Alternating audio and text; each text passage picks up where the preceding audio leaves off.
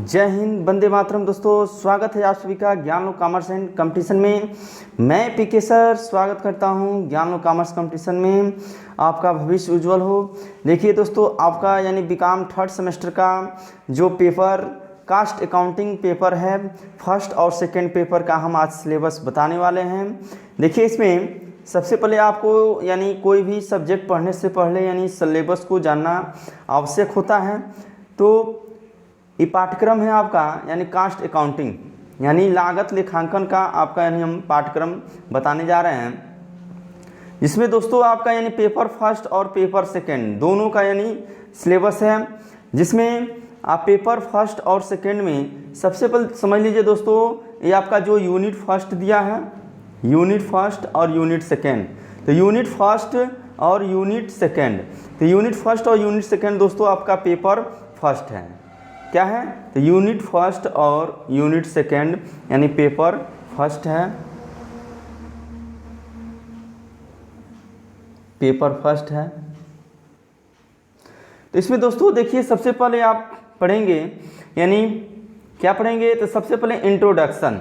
तो इंट्रोडक्शन यानी आप लागत लेखांकन का पढ़ेंगे, यानी परिचय पढ़ेंगे कि लागत लेखांकन का परिचय यानी क्या है, यानी उसका नेचर क्या है, यानी स्वभाव, स्कोप पढ़ेंगे, उसका क्षेत्र क्या है, एडवांटेज ऑफ कास्टिंग अकाउंटिंग। और ये पढ़ेंगे कि यानी लागत लेखांकन के लाभ क्या हैं। इसे इंस्टॉलेशन ऑफ कास्टिंग अकाउंटिंग और कास्टिंग अकाउंटिंग की इंस्टॉलेशन पढ़ेंगे। Difference between caste and financing accounting यानी पढ़ेंगे आप लागत लेखांकन और वित्तीय लेखांकन में अंतर होता क्या है।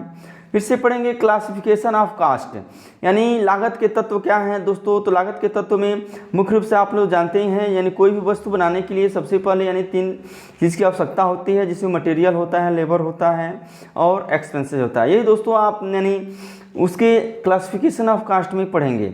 उसके बाद से मटेरियल, तो मटेरियल होता क्या है दोस्तों। तो मान लीजिए किसी भी वस्तु को बनाने के लिए यानी जो वस्तु की आवश्यकता होती है वही मटेरियल होता है दोस्तों। तो मटेरियल में जैसे मान लीजिए रॉ मटेरियल हुआ, वर्क इन प्रोग्रेस हुआ, फिनिश स्टॉक हुआ, ये सब पढ़ेंगे। जिसमें यानी परचेज है, स्टोरेज है, कंट्रोल है, कंट्रोल ऑफ मटेरियल्स। तो इसमें आप पढ़ेंगे दोस्तों लीफो, हीफो, मीफो, बेस स्टॉक मेथड सब पढ़ेंगे। स्टॉक लेवल पढ़ेंगे, इन्वेंट्री और कंट्रोल यानी इसका कंट्रोलिंग कैसे किया जाएगा, कंट्रोलिंग की तकनीकी विधियां क्या होगी। मेथड ऑफ प्राइसिंग यानी मटेरियल्स इशू यानी जो मटेरियल्स इशू होगा उसका यानी मेथड कौन सा होगा, लीफो होगा कि फीफो होगा कि हीफो होगा कि मीफो होगा कि बेस ऑफ स्टॉक होगा। तो इस प्रकार दोस्तों ये आपका यूनिट फर्स्ट यानी समाप्त होता है।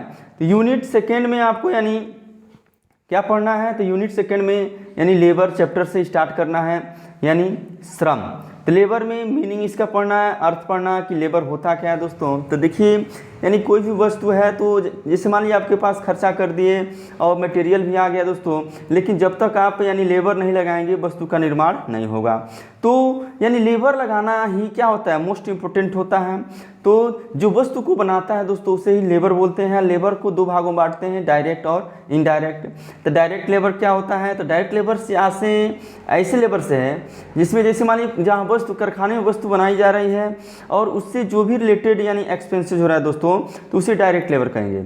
और उसके बाद से जब यानी उससे रिलेटेड जैसे वस्तु बनाने से रिलेटेड यानी कुछ लोग, कुछ कर्मचारी क्या करते हैं, काम करते हैं, जैसे सुपरवाइजर हुआ, मैनेजर हुआ, उसके बाद से पीएन हुआ, ये सब इनडायरेक्ट लेबर होता है। तो इस प्रकार लेबर के बारे में आप पढ़ेंगे। इससे कंपोनेंट्स ऑफ लेबर यानी इसके घटक पढ़ेंगे लेबर के बारे में। कंसेप्ट अकाउंटिंग एंड कंट्रोल यानी इसका कंसेप्ट अवधारणा क्या है। आइडियल टाइम, देखिए दोस्तों आइडियल टाइम का मतलब हुआ व्यर्थहीन काल। तो आइडियल टाइम पढ़ेंगे कि व्यर्थहीन काल होता क्या है। जैसे मान लीजिए ऐसा काल जिसके लिए क्या आप सैलरी दे रहे हैं लेकिन उस समय यानी कार्य नहीं हो रहा है। तो आइडियल टाइम में 2 पढ़ेंगे आप, नॉर्मल और एबनॉर्मल। ओवर टाइम, तो ओवर टाइम जानते हैं आप, इसको ओटी बोलते हैं, यानी अपने एक निर्धारित समय से अधिक समय काम करना ही ओवर टाइम कहलाता है। इसमें यानी पढ़ा जाएगा दोस्तों ओवर टाइम की आवश्यकता कब पड़ती है, सब पढ़ा जाएगा। मेथड ऑफ वेजेज यानी मजदूरी की यानी निर्धारण करने की विधियां पढ़ेंगे दोस्तों, समय के अनुसार, कार्य के अनुसार। फिर से पेमेंट एंड इंसेंटिव प्लान यानी पारिश्रमिक पेमेंट की विधियां पढ़ेंगे।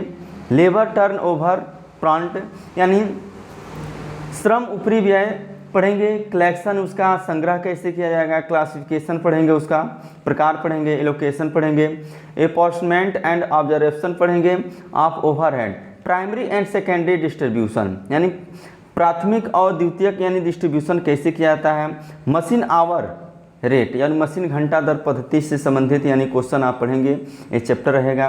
तो इस प्रकार दोस्तों आपका पेपर फर्स्ट यानी यूनिट फर्स्ट और यूनिट सेकेंड को यानी पढ़ लेंगे तो पेपर फर्स्ट आपका कंप्लीट हो जाएगा दोस्तों। नेक्स्ट आगे चलते हैं हम,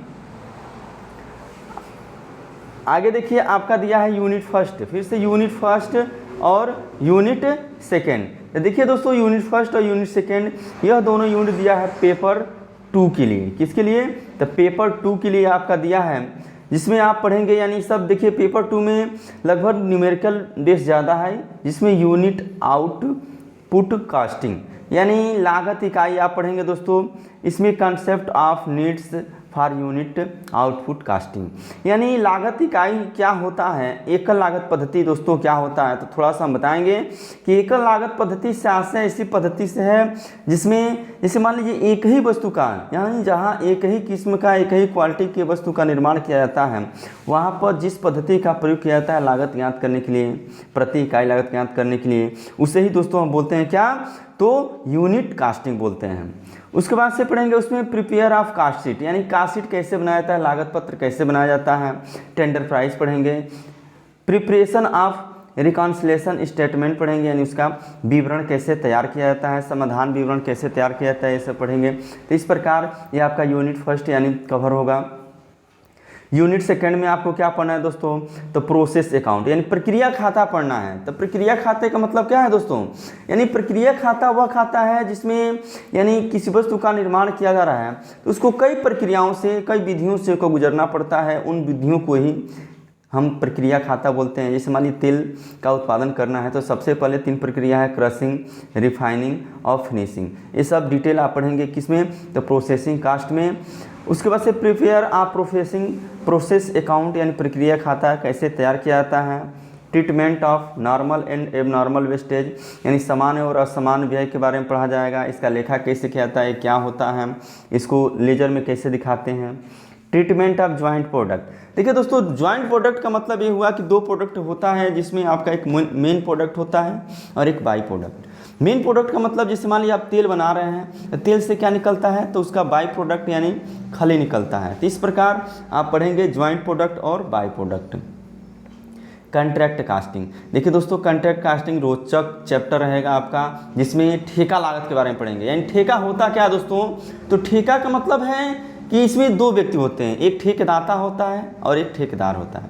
तो ठेकेदाता क्या करता है, कोई कार्य को करने के लिए ठेकेदार को देता है और ठेकेदार उस कार्य को क्या करता है, और इन दोनों के बीच यानी जो मूल्य का भुगतान तय होता है उसे ठेका मूल्य कहते हैं, और जिस स्थल पर यह भुगतान किया जाता है वो ठेका स्थल बोलते हैं।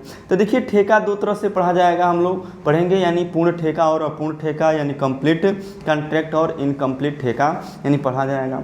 Preparation of contract account and ठेका लागत का इन खाता कैसे तैयार करना है, determination of profit and loss complete incomplete यानी कॉन्ट्रैक्ट अकाउंट। इसके बाद से दोस्तों देखिए इसमें पढ़ेंगे आप ऑपरेटिंग कास्ट। तो ऑपरेटिंग कास्ट को बोलते हैं दोस्तों परिचालन लागत, यानी परिचालन लागत में देखिए दोस्तों यानी वस्तुओं एवं सेवाओं का उत्पादन नहीं किया जाता है बल्कि सेवाओं की लागत ज्ञात की जाती है। जैसे मान लीजिए आप कहीं जा रहे हैं तो कि प्रति किलोमीटर कितना यानी खर्चा कर रहे हैं, यानी इसके बाद से मान लीजिए आप अस्पताल में रह रहे हैं तो उसका सुविधा कितना मिल रहा है आपको। तो इन सबको पढ़ा जाएगा दोस्तों किसमें, यानी ऑपरेटिंग कास्टिंग में। तो इस प्रकार दोस्तों आपका यूनिट फर्स्ट और यूनिट सेकेंड कवर करेगा क्या, पेपर 2। इस प्रकार दोस्तों ये आपका यानी बीकॉम 3rd सेमेस्टर का यानी कास्ट अकाउंटिंग फर्स्ट और कास्ट अकाउंटिंग सेकेंड का यानी सिलेबस रहा। और यदि यह वीडियो अच्छी लगी हो तो अधिक से अधिक लाइक कीजिए, सब्सक्राइब कीजिए, शेयर कीजिए और अधिक से अधिक बच्चों तक पहुंचाइए ताकि हम अपना अगला भी वीडियो बनाएं। जय हिंद, वंदे मातरम, सत श्री अकाल, आदाब।